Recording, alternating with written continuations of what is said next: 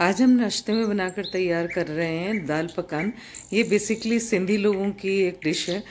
तो आज हम इस दाल पकान को बनाकर तैयार करते हैं। तो कुछ लोग इसे दाल पकवान कहते हैं, कुछ दाल पकान कहते हैं। मेरी फ्रेंड यूपी से हैं और वो इसे दाल पकान ही कहते हैं। तो आज दोनों ही चीज़ में कह देती हूँ, दाल पकान या दाल पकवान, जो भी आप इसे कहना चाहें आप कह सकते हैं। तो हम दाल पकवान को घर पर ही बनाकर बहुत ही ईजीली तैयार करते हैं। कुछ लोग इसे मैदे के साथ तैयार करते हैं, पर आज हम इसे मैदा और आटा दोनों के साथ तैयार करेंगे। बराबर क्वांटिटी में ले लेते हैं मैदा और आटा और इसे अच्छे से मिक्स करके हम तैयार कर लेंगे। तो यहाँ ले लिया है मैंने मैदा और उसमें डाल दिया आटा।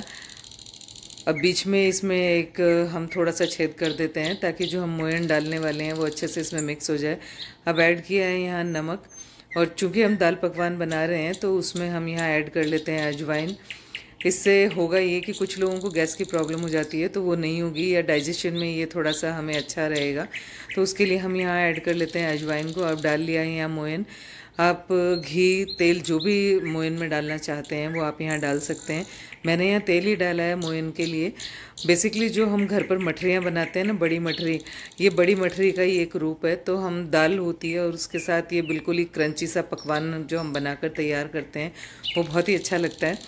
तो हमें जो इसका डो लगाना है वो बहुत ज़्यादा सॉफ्ट नहीं लगाना है।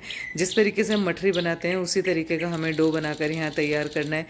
मैंने पहले भी आपके साथ कुछ तरह की मठरियों की रेसिपी शेयर की है, तो आप वहाँ पर चेक कर सकते हैं किस तरीके का आटा वहाँ लगाते हैं हम। तो अब हमने रख दिया है आटे को लगाकर एक साइड में और उसे ढककर छोड़ दिया किसी सूती कपड़े से। अब ले लिया चना दाल। चना दाल मैंने यहाँ पर 1 कटोरी ली है। 1 कटोरी चना दाल लेकर आप उसे अच्छे से धो लें।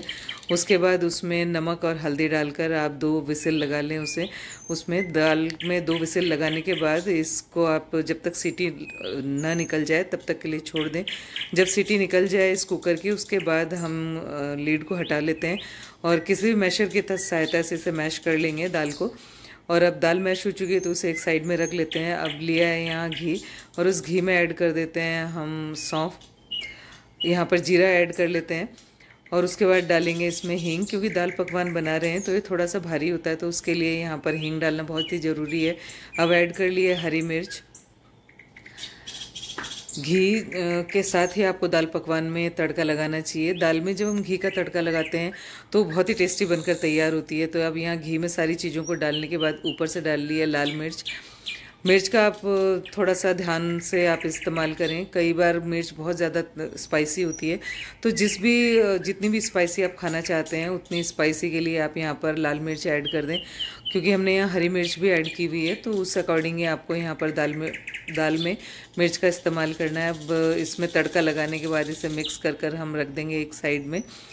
देखने में तो दाल बहुत ही टेस्टी लग रही है और दाल पकवान में चना दाल का ही इस्तेमाल होता है, तो आप चना दाल ही यहाँ पर बना लें जिस तरीके से मैंने बताया वैसे। अब हमने थोड़ी देर के लिए जब तक दाल को प्रिपेयर किया तब तक के लिए यहाँ डो लगाकर छोड़ दिया था। अब सूती कपड़ा हटाने के बाद एक बार दोबारा से हम इसे तैयार कर लेंगे।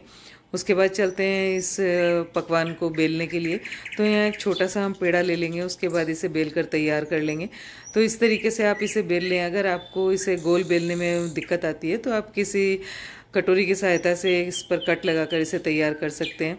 तो बिल्कुल बारीक हमने जो पकवान है उसे बना लिया। उसके बाद इसमें एक फोक की सहायता से हम छेद कर देते हैं।